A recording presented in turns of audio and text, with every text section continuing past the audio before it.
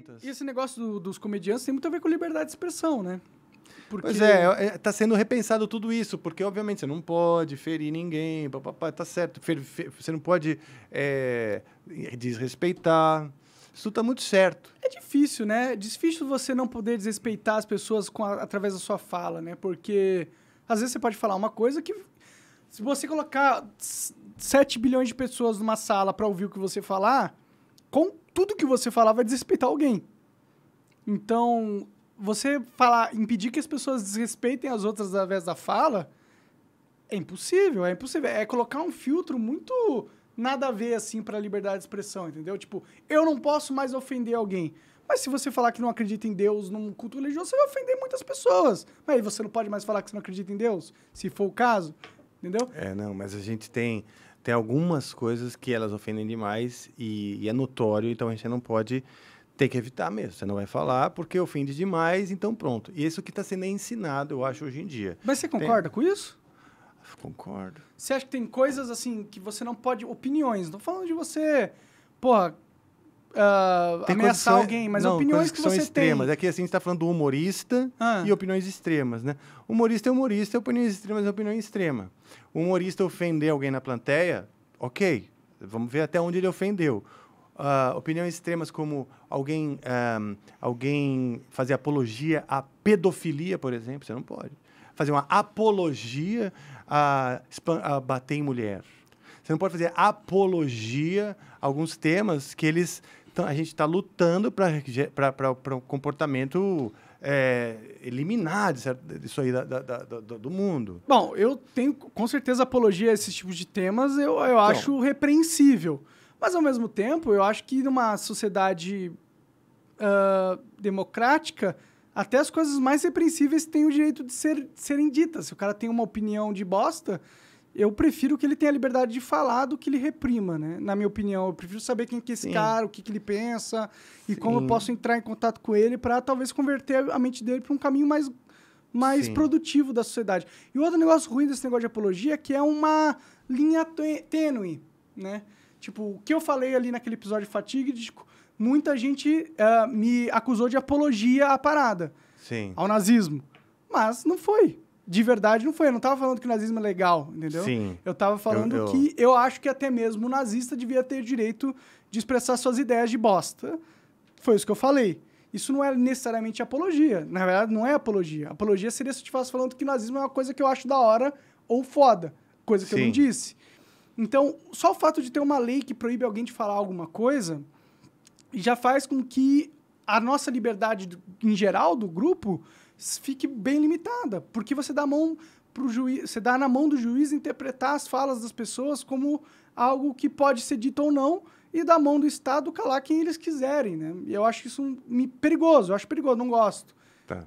Nos Estados Unidos a lei é diferente. Sim. E tanto que aquilo que você pronunciou no episódio, nos Estados Unidos não teria mal como pela liberdade de expressão que lá eles podem. Lá é lei. O que eu falei lá é lei, né? Aqui não. Então, para começar, sendo o Brasil, a gente já está aqui beirando um assunto delicado, porque a gente está nos limites aqui, não só da ética, mas no limite da lei, né? Sim, sim. Então, no Brasil é mais complicado. Mas a minha visão daquilo é que, para a maioria das pessoas, ficou muito evidente que ali foi um grande erro de comunicação e não uma opinião que você tem pró-nazismo. Sim. Né? Eu acho que... E aí o efeito que isso gerou é curioso, devia ser estudado.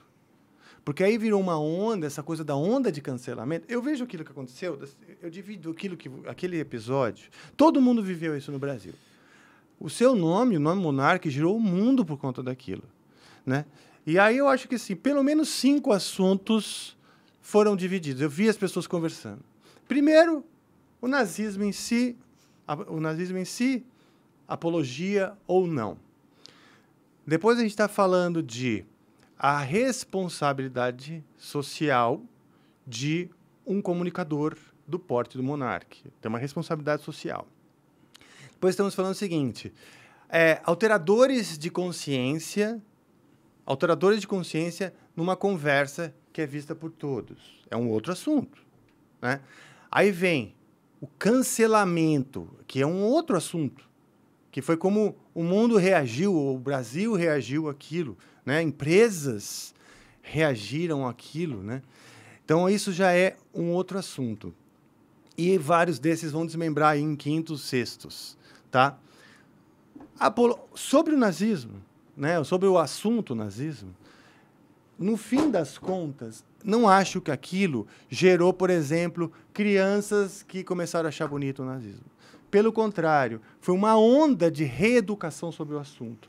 No próprio Flow, no mesmo dia, foi esqueci o nome do o André Lestat. O André, que fez instruiu todo mundo. Nas rodas todas, falou-se da seriedade, da gravidade daquilo. Ou seja, no fim, o que aconteceu contigo, você pagou um preço, deve estar pagando ainda, porque é um fardo você ser cancelado emocionalmente, profissionalmente, etc., né?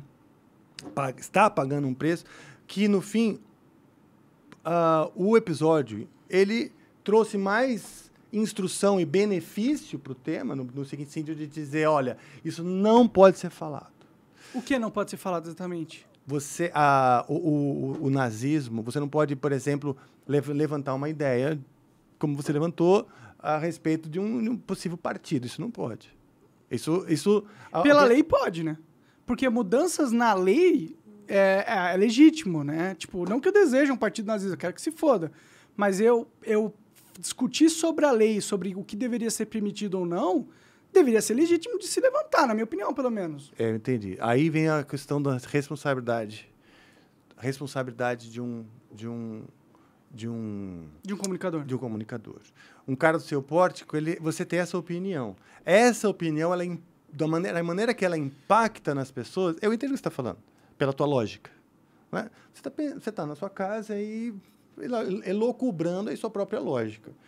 A responsabilidade social é como isso vai desmembrando e como isso chega e como isso impacta no público, em escala, em milhões de pessoas, certo?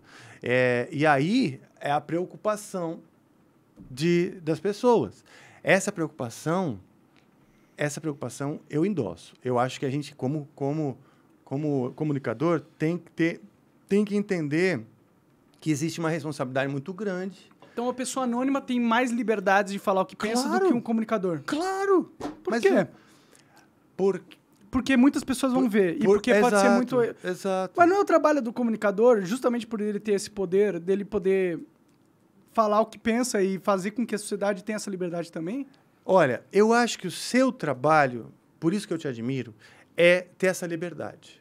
Você tem uma lógica aí que você fala assim, cara, eu quero ser tão livre para dizer quanto os caras que falam coisas muito piores do que eu nos comentários dos vídeos. Sim. Porque as pessoas, às vezes, com um nome que a gente nem sabe quem é, que é um código, que é um número, que você não sabe nem quem é, um nickname lá. Você não sabe quem é de fato a pessoa, não está mostrando a cara, dizendo coisas muito piores do que as que você diz.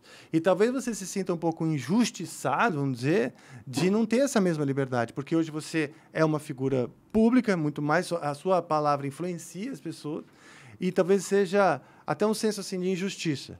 Mas sim, você é um cara que impacta muito mais do que o Zé Ninguém, cara, que tá falando merda. Não, tudo bem, com certeza eu tenho mais impacto perante a minha voz. Mas isso não significa que eu tenho menos liberdade que os caras, entendeu? Eu acho que o influenciador ele devia ter o mesmo nível de liberdade que qualquer cidadão. Por que só porque a gente ficou famoso a gente não pode mais falar o que pensa? Eu não entendo muito esse raciocínio, entendeu? Eu acho que é meio... Eu acho totalmente injusto e eu acho que cria, dentro dos comunicadores, uma ferramenta para que as pessoas tenham menos... Tipo, calem as pessoas, entendeu? Às vezes tem assuntos sensíveis que precisam ser debatidos. E se o comunicador, só porque ele é um comunicador relevante, influente, ele não pode debater esse assunto, você causa na sociedade uma barreira. Uma barreira no que se é discutido. E isso não é positivo, entendeu? Agora, você quer falar que o cara não pode ameaçar alguém de morte, não sei o quê? Eu acho que certo. Ninguém tem que ameaçar ninguém de morte. Se for isso, eu acho certo. Agora, dar uma opinião, entendeu? Por mais... Eu sei que eu falei de um jeito bosta, né? Eu falei de um jeito bem bosta e bem burro. Mas defender a primeira emenda dos Estados Unidos, ou pelo menos uma visão da lei igual à primeira emenda dos Estados Unidos, eu não acredito que seja uma coisa que deveria ser proibido para os comunicadores. Eu não acredito. Mas é isso, olha só. Então aí a gente entra no terceiro tópico que eu acho que orbita essas conversas. Que eu vejo. Eu observei muitas pessoas falando de você e do evento desde que ele aconteceu, né? Pessoas que não estavam tão próximas de você quanto eu, né? Que te conheço. Eu vejo em você um cara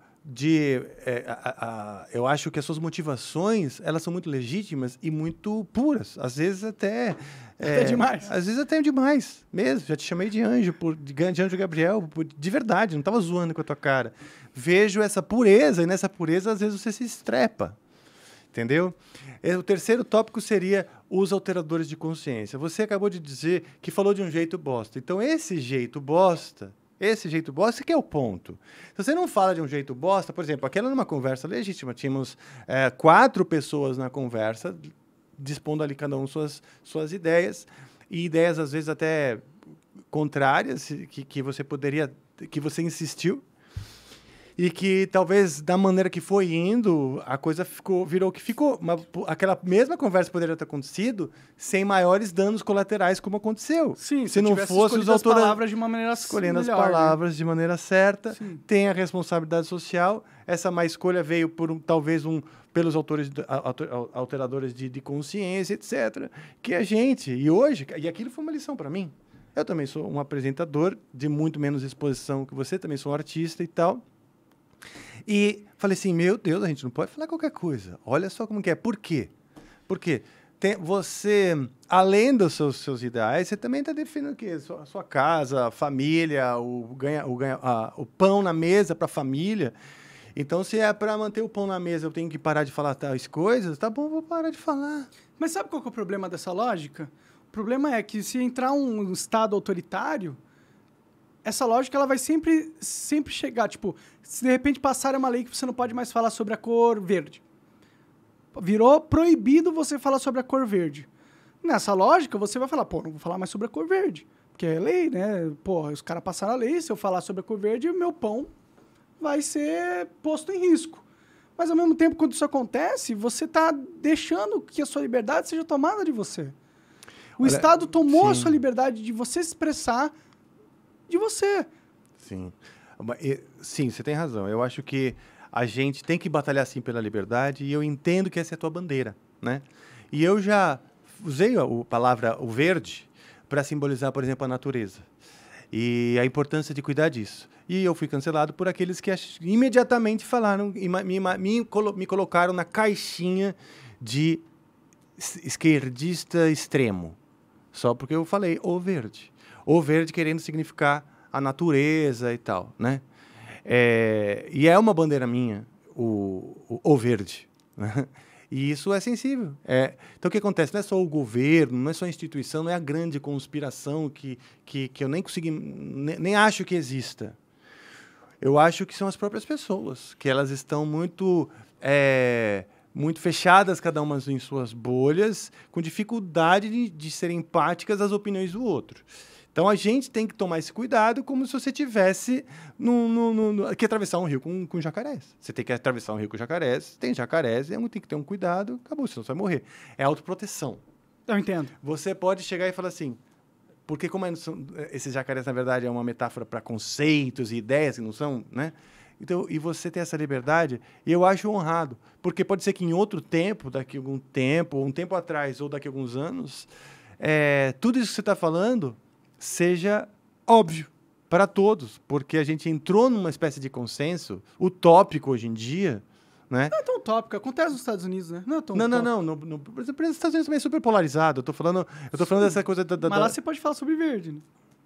Mas as pessoas também se cancelam e são sensíveis a um monte de coisa. Esse cara...